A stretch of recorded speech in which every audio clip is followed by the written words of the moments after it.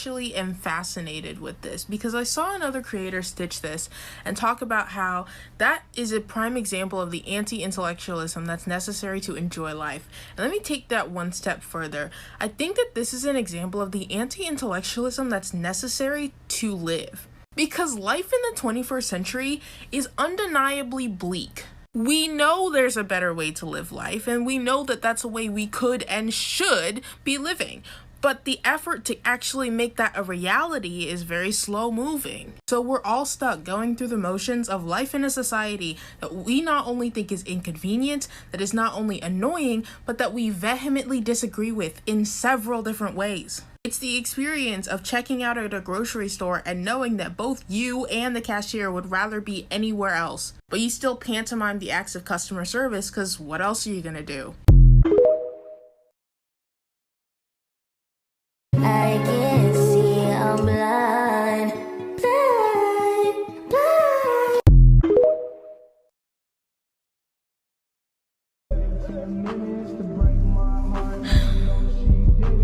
For the living, I'ma drown in my.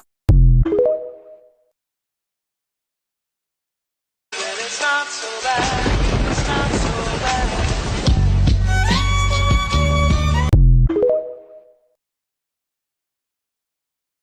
DJ Khaled, we the best! Who we I just made a video about this. Grab your tea, I'm having black Thai chai with vanilla. I just got this comment and I wanted to address it because it's using a very generous we here too. It seems like I'm mad at the rich and you like the taste of rubber soles, but I'm gonna give you the benefit of the doubt. You're always mad at the rich because the endless pursuit of merciless white supremacy that resulted in really concentrated resources for some and fuck all for everybody else is quite literally killing the planet and all of us in tow. I have lots of wants and dreams in this life, and sure, they include financial stability, but I don't really want that at the expense of people that look like me, and even at the expense of people that don't look like me. Telling me that we wouldn't do the same? Yes, I am telling you that I would not do the same. Endless resources for some are not worth endless suffering for all. Point blank. This is what I mean when I say my politic is alive and she will kill me. Endless pursuit of resource hoarding is still white supremacy, even if you are not a white person. Not all humans are a cancer. We did not all do this. Not all humans want the same thing. Get a better politic. Thanks. Have a good one.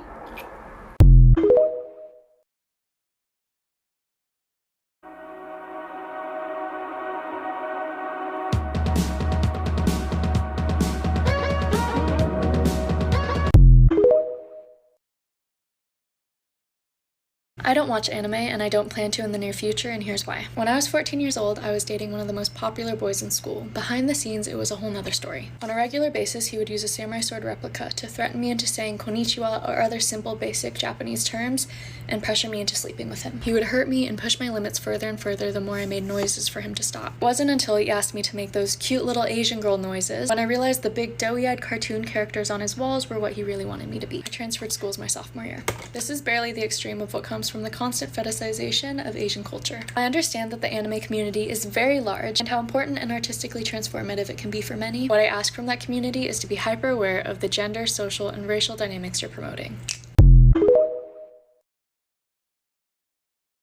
It's occurred to me that I've not shared the tip with you about bonding with neurotypicals in the workplace. Tell those bitches what day of the week it is. Bitches love what day of the week it is. You'll be like, it's Thursday, and they'll be like, yes, finally Thursday, almost to Friday, we've got one more day. I know what day of the week it is, and you know what day of the week it is. In addition to that, we know what day comes next. For some reason, if you walk up to a neurotypical person and just tell them the day of the week it is, as if they don't already know, they seem to really appreciate it. And it can lead to a further conversation, or they'll just think you're friendly. Sometimes, on the days that are closer to Monday, you can use the days of the week instead of a greeting. They could say good morning, and you could say, it's Monday. And that will suffice as a greeting because they will likely say, it is Monday, and that's your greeting. You don't even have to say hello, you just have to say what day of the week it is.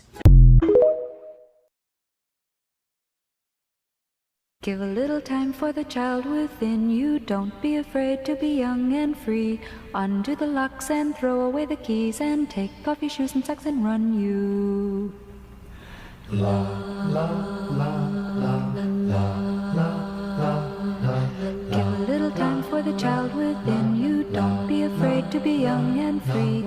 Undo the locks and throw away the keys, and take off your shoes and socks and run you. Run through the meadow and scare up the milking cows. Run down the beach kicking clouds of sand. Walk a windy weather day, feel face, blow away, stop and listen, love you.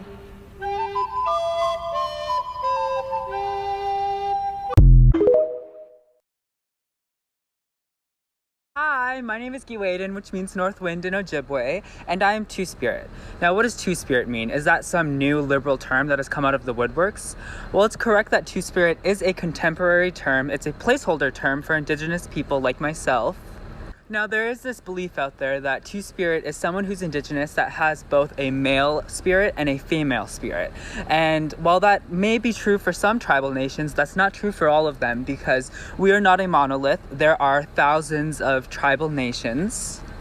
And so Two-Spirit is really a placeholder term for the terms that we lost due to colonization and Christianity that wanted to suppress these beautiful parts of our culture because we were so accepting and validating of people who were outside of the binaries. And so, yeah, it's just really a beautiful thing, and I'm so grateful to be Two-Spirit. Yeah, I wouldn't choose any other way, but let's pose, miigwech! Hey. Hey, my name's Ren. I'll be doing your assessment today. Thanks so much for meeting with me. Yeah, of course. Here, have some yogurt.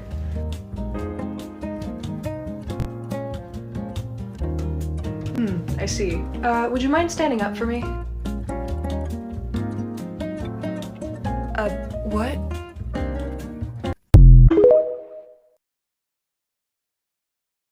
I read over 100 nonfiction books a year, but I want to take a minute to talk about the types of nonfiction books that you'll never see me reading on here. Let's start with what I would call the industry biographies. These are biographies mostly of billionaires, and let me just sum up all of them. They exploit their workers, and they made most of their money off of national, state, and local subsidies, and yeah, that sums up why these guys are big names. Sticking with that, you can also throw in basically anything that makes Bill Gates' reading list. Next up is the national media pundit books. None of these sound any interesting. Nate Silver trends like every 2 weeks on Twitter, and that's more Nate Silver than I could ever desire. Speaking of media pundits, we also have Brian Kilmeade's and Bill O'Reilly's history books. And if you can put out a history book every year, you're not writing good history. These would also go into a category of history books that I believe are just called like dad history books, and they're all bad. Like none of them are good. Maybe they're like slightly readable, but they're all ghostwritten and not historically accurate. And speaking of history books, we also have all of the history books written about transportation vehicles in history, the tanks, helicopters, planes. I don't care. I barely like military history at all, and vehicular military history, no, I will never. Sticking with the military even more, we have these two books, but there's also a bunch of books written by like veterans that I will never pick up. I am uninterested, but these books are so interesting because of the amount of times they got sued for just telling absolute bullshit in their stories. If you don't know, Chris Kyle just made shit up in his book, and Robert O'Neill, who killed Osama bin Laden, it's just a story of how he shot a guy in bed, and then he got sued by the Pentagon. The last section for today is what I would probably call like the public intellectuals. You also have Sam Harris's group of like new age atheists that I also won't read those books. But Jared Diamond writes not very good history. Simon Sinek is just a mediocre TED talker, and Steven Pinker puts out like, I think he has like 20 books, and I will never pick up a single one of them. These books also fall into the special red flag category because a guy on Tinder absolutely will tell you these are his favorite books, and you definitely should unmatch at that point. It is not going to go well from there. Follow and leave a comment if you want to see more nonfiction books that I wouldn't read, because there's a lot more. Royal crown cake? I'm royally hungry. You should consider any men's issues activist who doesn't align themselves with feminism to be completely full of shit. Anyone who thinks feminism ignores men's health or men's issues simply doesn't understand the concept. And as a reminder, feminism isn't a no boys allowed club. It's an ideology promoting equality among genders by deconstructing the patriarchy. And the issues that these anti-feminist gender equality activists focus on are results of the patriarchy. Their distaste for being associated with feminism and their indifference of the problems that women face are components of the patriarchy that they are overlooking or choosing to ignore. As DJ Khaled would say, you played yourself. Intersectional feminism cares about men's issues, and pro-feminist activist groups that focus on men's health are based. To all other men's issues activist groups, the only reason why you're afraid of identifying as a feminist is because you hate women. Why would anyone take you seriously? Take a shower. I want to eat that.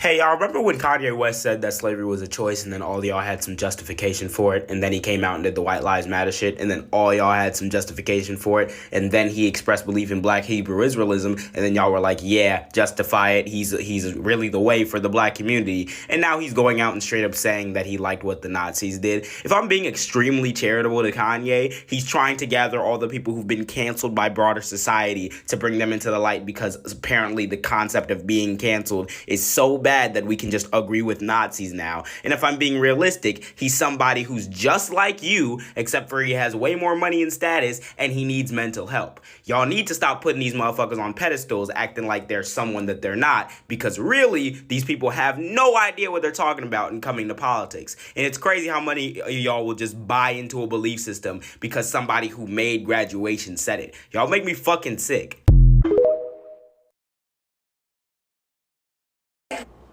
A white girl who says the N-word, what are you gonna do about it? I don't have a brand for you to cancel. I don't have a school for you to get me expelled from. I don't have a job for you to get me fired from. That was quite a read, but I could do better. This white girl supports my theory that there is no one on this earth that feels a bigger sense of imposter syndrome than white people who feel like they're imposters to being white. Let me explain. So people of color, we tend to feel imposter syndrome when we feel like we're encroaching on white spaces that we don't deserve to be in. But I feel like there's also white people who feel imposter syndrome when they don't feel like they have lived up to or earned all the fruits of being white. Over the last few years, there's been a mass social education about how deep the roots of white supremacy are. It's not just about white people once upon a time being slave owners anymore. Like, we've unraveled how much deep systemic power, privilege, and resource comes with being white. Now imagine that education through the lens of a white person like this who embodies the idea of mediocrity. You don't have a job, you don't have an education, you don't have goals you're working towards. What does it really mean to you to somehow have all this power? It feels like it can't possibly be true, because if all this power, all this privilege and resource comes with being white, how come you are so mediocre as a white person? Sometimes we just deny that white supremacy exists if it doesn't apply to them, but I think it goes even deeper than that, because they want that power. Who doesn't want to be at the top of the social hierarchy? They want that privilege and that resource that comes with them. It sounds great. So what do when they feel like they're not getting those systemic benefits? They turn to real, tangible ways to exert that power. Because if they're not good enough to be extreme, then they're going to make everybody else feel like they're worse than their mediocrity.